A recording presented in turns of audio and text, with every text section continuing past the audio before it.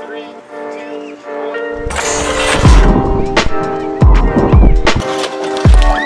That was me testing my 15-foot tall boot cutting guillotine with a 100-pound razor sharp blade in preparation to cut my first collab boot in half, the ND1. But first, you might be wondering why we need a 15-foot guillotine. Well, if you remember 6 months ago, Nick's Handmade Boots made me an indestructible boot, and we cut it in half with a 60,000 PSI water jet and ran it through a bunch of real-world tests to see how indestructible it really was. And that video now has over 1 million views and counting, which is crazy. And when that video first came out, a lot of people, including myself, wanted a pair of these boots to wear. But the problem is they were so overbuilt and over the top and overly constructed that they were nearly impossible to wear because they're so uncomfortable, and even more impossible to make. Nick's broke 7 of those super thick needles just building this one pair of boots. So after a little convincing, I went to work with Nick's, taking this design, refining it, developing it, and improving it into a boot that's not only one of the most durable boots in the entire world, but also a boot that you could wear every single day and look good doing it while still maintaining the essence and the feeling and the look of the indestructible boot. And in keeping with the indestructible video, we had to do something to top the 60,000 PSI water jet, hence the 15-foot death trap in the back of the shop that initially was just a running joke inside the shop started by Breck that is somehow now a reality. The height of the guillotine is 15 feet tall from the ground to the very top. The blade is made of 1/2 inch thick solid steel plate.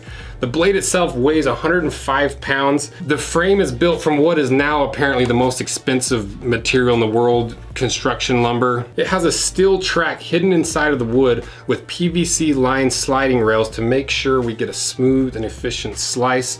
And the force of impact, as far as we've calculated it, is 1,680 pounds, which could be totally wrong because we're all terrible at math, but it's a lot.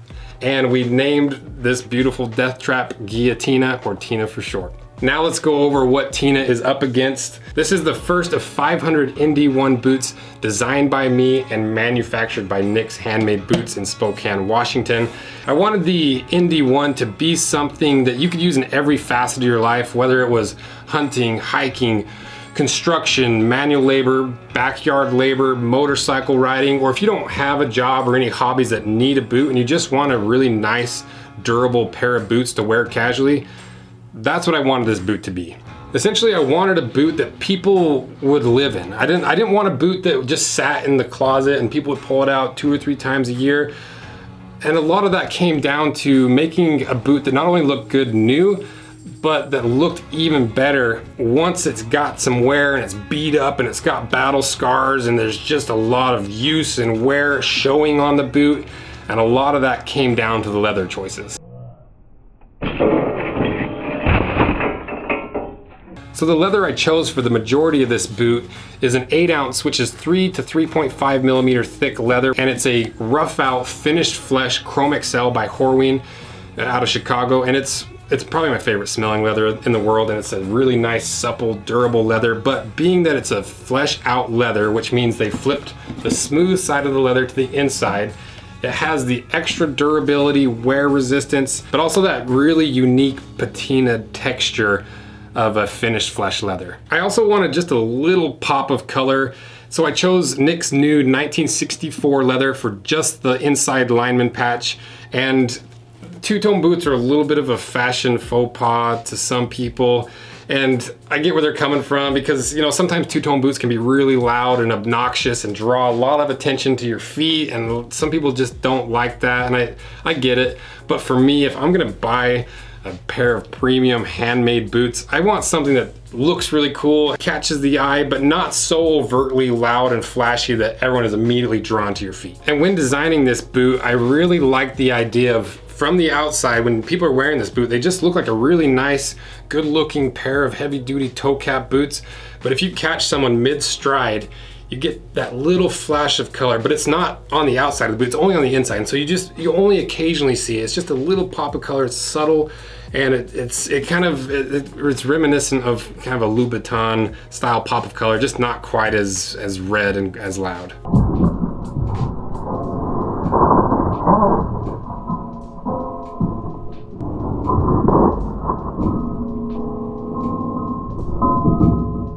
honestly, when these boots are brand new, I don't love the really heavy contrast between the two leathers. But once you start wearing these boots and you start getting those battle scars on them, that really rich red brown undertone starts showing through, and it almost perfectly matches the color of the 1964 leather lineman patch. It becomes less of a two-tone boot and more of a subtle gradient of color from a really dark brown all the way up to a rich kind of chestnutty red brown color. And to me, as a complete leather nerd, I just think it's so gorgeous. I love the color combination. And there were so many crazy features in the indestructible boot, and I wanted to keep as many of them as possible and maintain that patched look to them. So we kept the quadruple stitched true toe cap, because a lot of the boots you see with the toe cap aren't an actual full double thickness toe cap. This is 2 layers of that 8-ounce thick leather. And I wanted to do the inside lineman patch for the reasons we talked about previously, but for function wise, you get all the durability and the wear resistance of that inside lineman patch and the look of the indestructible boot, but you also get a little hidden benefit of that extra layer of leather being tucked underneath the insole. Gives you just a little bit of extra arch support. You can see it right here in the cross section of the indestructible boots. Since this was my first boot and I'm putting my name, I didn't want to just sell a boot that I'd never really worn and never broken in and never really put to the test. So I broke these boots in over a 10-day bear hunt up in the top of Idaho, almost to Canada. And I've been wearing them basically every day since until this happened, obviously.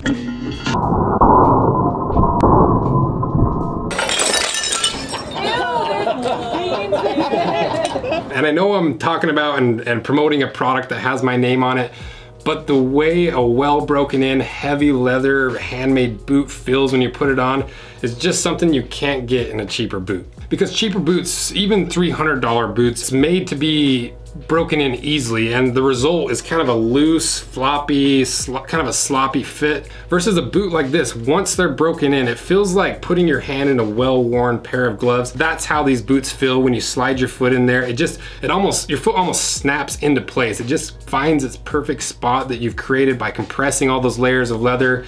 And you can't really get that feeling without heavy leather. But the problem is, heavy leather is super hard to break in, and it becomes kind of a rite of passage to get your boots to a point where you've got that hand in glove feeling. You almost have to earn the ability to get that really unique feeling that you can't get in a cheaper pair of boots with thinner leather.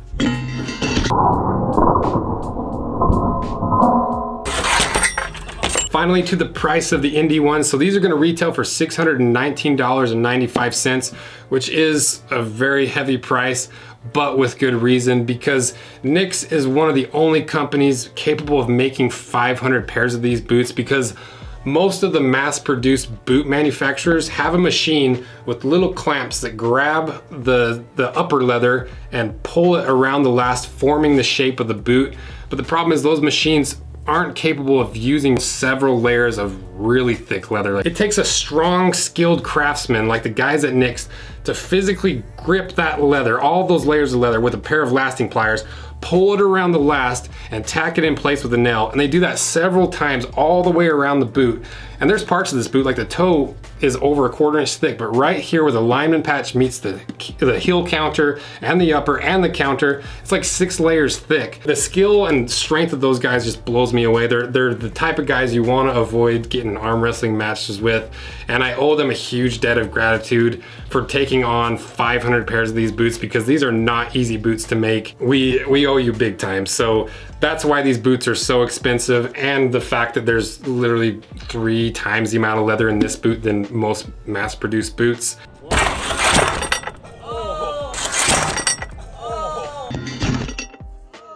And once this video is done, we're gonna frame this boot and frame the cross sections and hang it up in the shop, because this boot is really special to me, and for a lot of reasons, and one of them being that when I was a young wildland firefighter, all of my squad bosses and my crew bosses had a pair of Nix, and I always wanted a pair.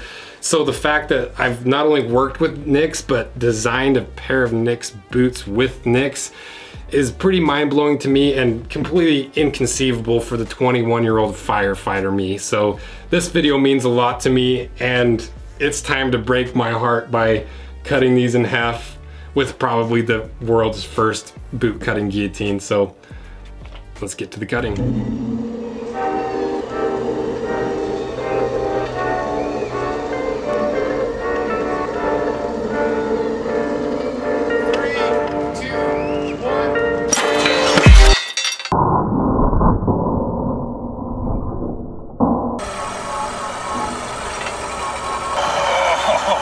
It was so close. Oh wow. Drop number 2. 3, 2, 1.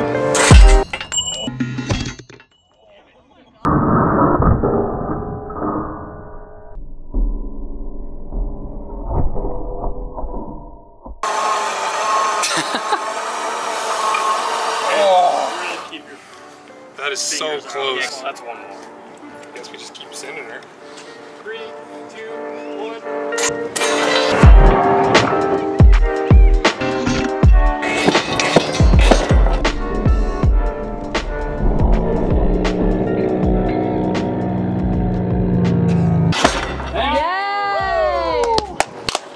Yes. Holy cow. Woo. Dang. Check that out. Okay, we got it cut in half. That was a little bit harder than I expected, but let's see what's inside. This thing is so sticky.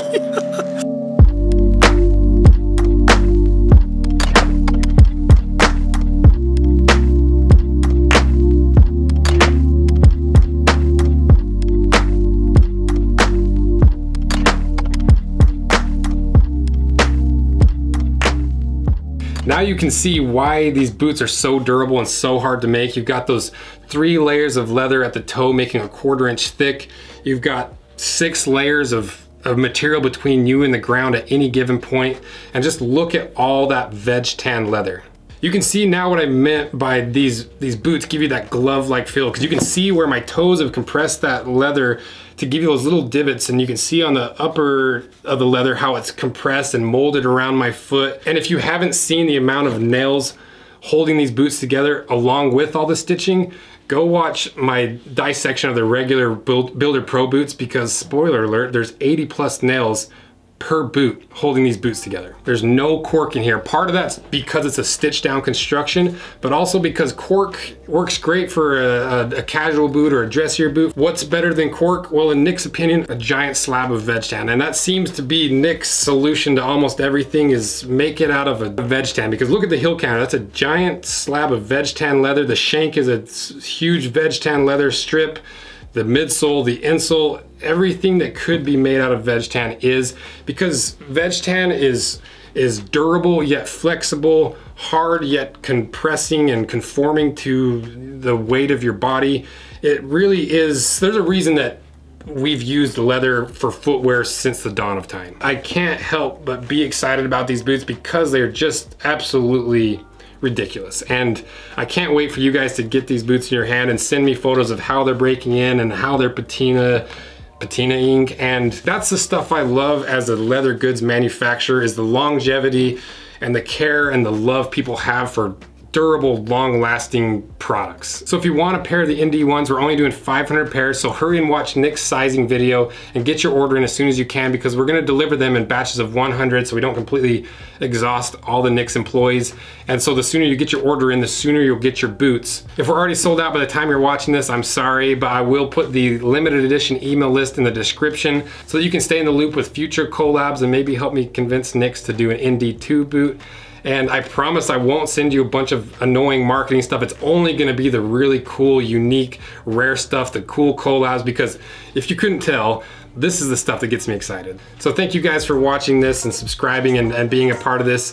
This was a really big one for me. It's really special for me, and you're helping make a dream come true. I didn't even know I was allowed to dream, and I know it's cheesy, but the 21-year-old firefighter me would just be completely blown away by this. And thank you to Nick's, and especially the guys at Nick's making these boots. These are tough boots to make, and I appreciate them being willing to make these for me and for you guys. And one more thank you to the Rose Anvil crew. The determination and grit that these guys have that I work with is astounding. So thank you guys. See ya.